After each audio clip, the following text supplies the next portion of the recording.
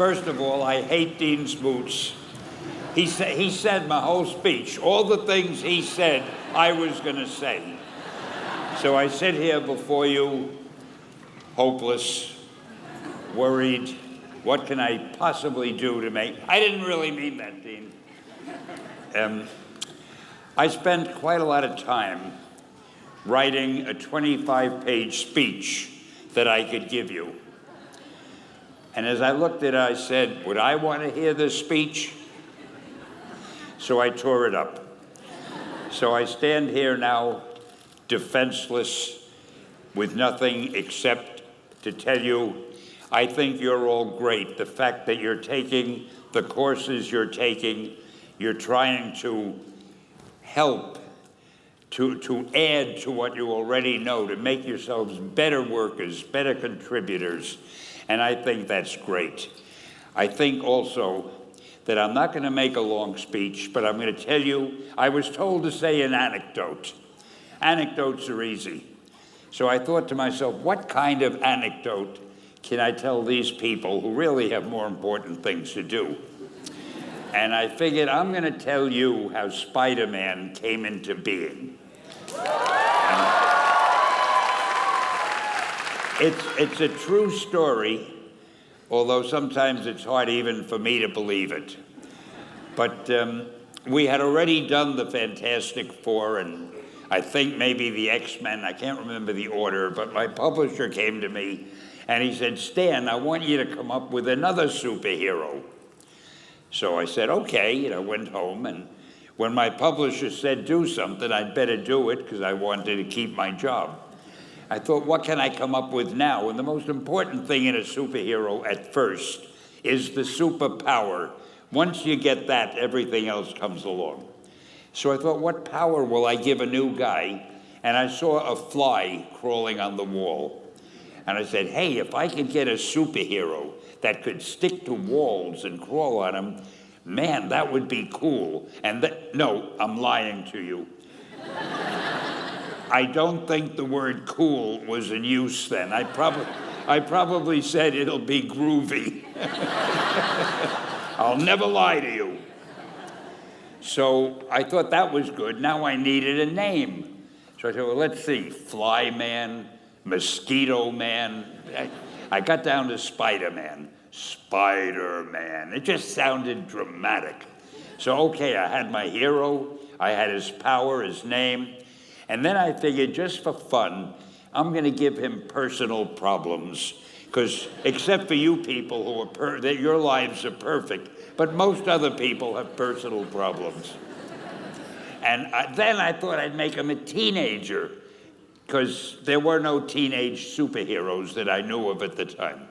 So armed with all that wonderful material, those great ideas, I ran into my publisher's office and I told him, this was my reaction, the reaction he gave me. Stan, that is the worst idea I have ever heard. First of all, and he started to give me his, because he's a very logical man, very intellectual. First of all, people hate spiders, so you can't call a hero Spider-Man. You want him to be a teenager? Teenagers can only be sidekicks. And you want him to have personal problems? Stan, don't you know what a superhero is? They don't have personal problems.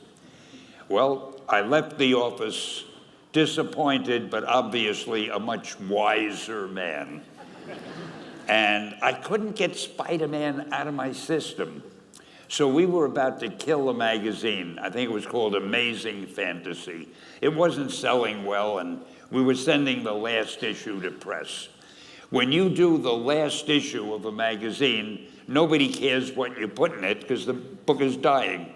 Just to get it out of my system, I put Spider-Man in Amazing Fantasy, featured him on the cover, forgot about it. A month later, all the sales figures came in. My publisher came racing into my office. Stan, you remember that character we both loved so much, Spider-Man? He said, let's do him as a series. Now, why am I telling you this? Besides the fact that I have to kill a little time. If you have an idea that you genuinely think is good, don't let some idiot talk you out of it.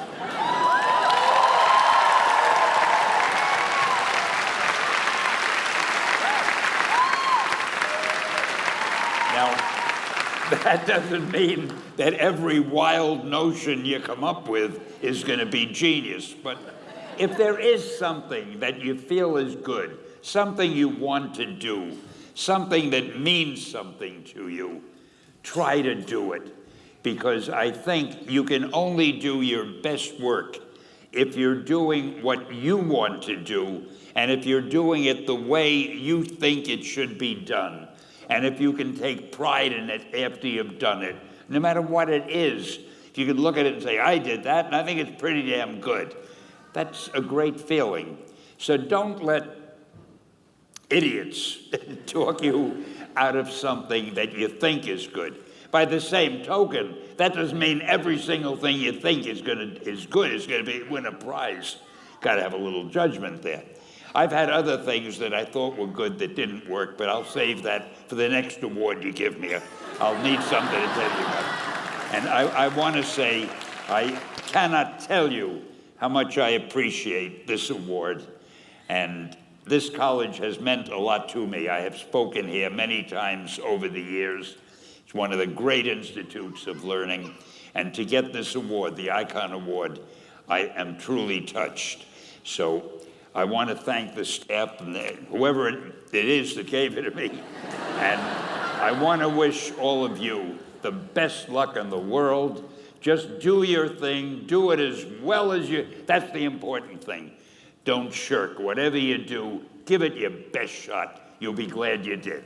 Excelsior! Thank you. Thank you. Thank you. Oh, look. We're going to present this right now. Do you want to face the audience? Sure. Maybe put your hand on this. Yeah. What do you... So stand.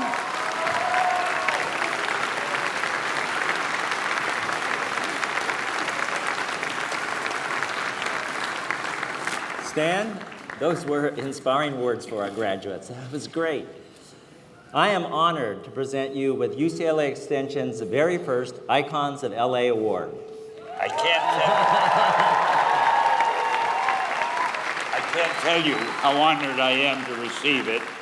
I'm glad my wife isn't here right now. She'd be poking me and saying, put it down, you know how clumsy you are, you're going to drop it. I haven't dropped it yet, and I promise I won't drop it. Thank you so much. I'll take it back. Don't leave yet. I have one more thing for you.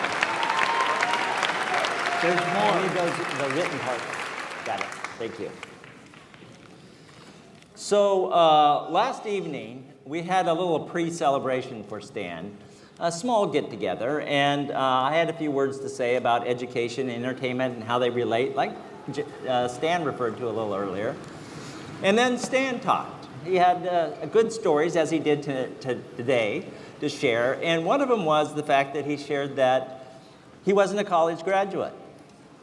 He said, I didn't go to college, and then he said, wait, I did start one course at City College in New York. And he said, the reason I started that was because I was really interested in this young lady. And she was taking that course, and she worked during the day. That's the only time I could see her. He said, so I signed up for the course, my very first college course.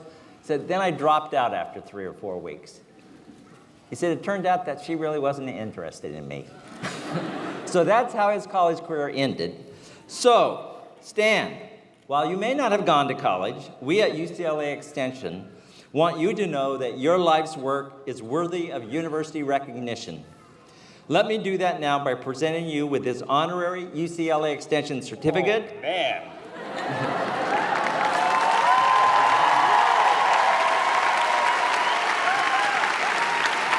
Go ahead.